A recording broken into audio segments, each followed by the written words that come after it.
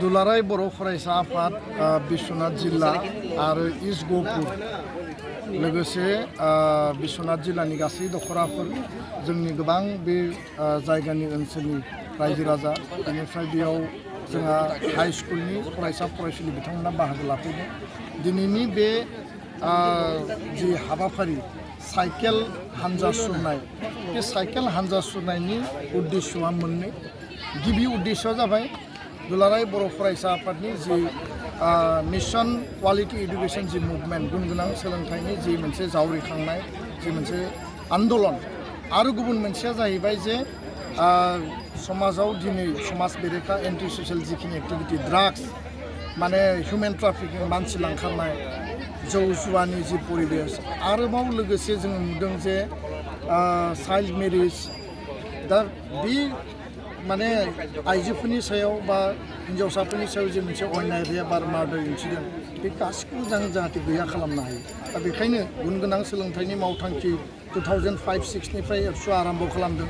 जों जथेस्थ साक्सेस माखासे जोङो माने बेयाव मोननो हादों, किन्तु बेखिनियानो साफिसियेन्ट नङा। दिनै डाक्टार इन्जिनियार ओंखाराखैमोन, प्रफेसारनि संख्या खममोन, उकिलनि संख्या खममोन, IAS IPSनि संख्या खममोन, ACS APSनि संख्या खममोन।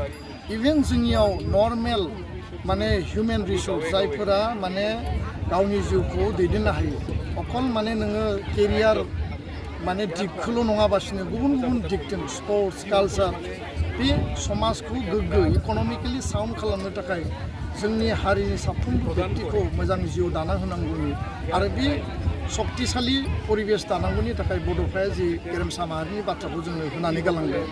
आरो बे गेरेमसा माहारिया जानांगौब्ला साफ्रोमबो फरायसा फरायसुलि व्यक्तिया मजबुत जानांगोन आरो बेखायनो गुनगोनां सोलोंथाइनि जि थासारिखौ मजबुत खालामसिननायनि थांखिजों दिनै बे दैमालु गहपुरनि बे जारिमिनारि जि जायगा बे दैमालुनिफ्राय बेखौ जागायदों। आरो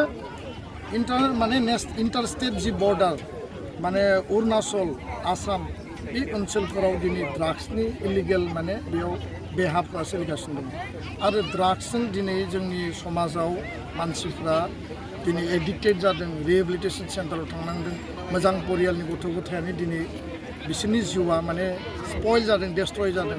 बेखौ जोंनि मेगनाव दा जोङो नुदों।